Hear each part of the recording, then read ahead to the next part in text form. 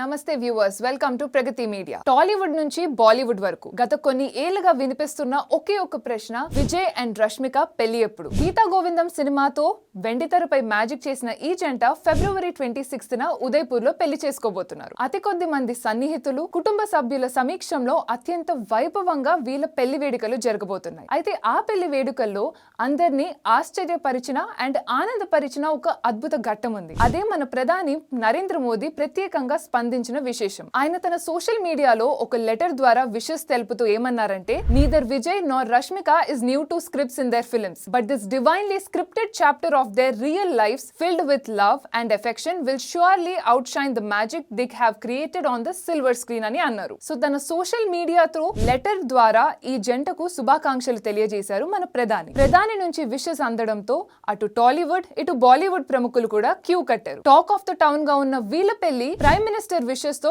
Talk of the world news గా మారింది. అలానే ప్రధాని పంపిన ఈ లేఖ సోషల్ మీడియా అంతా వైరల్ అవుతోంది. మొత్తానికి ఇన్నేళ్లుగా ఫ్యాన్స్ ఎదురు చూస్తున్న కల నిజమైంది. రియల్ లైఫ్ లో జోడీ కాస్త రియల్ లైఫ్ జోడీగా మారబోతున్నారు. సాక్షాత్తు దేశ ప్రధాని నరేంద్ర మోదీ వీరి వివాహానికి శుభాకాంక్షలు తెలియజేయడం ఈ జంట పట్ల ఆయనకున్న గౌరవానికి చిహ్నం. విజయ్ రష్మికల వైవాహిక జీవితం సాఫీగా సాగాలని, మరిన్ని మంచి విజయాలను సాధించాలని మనం కూడా కోరుకుందాం.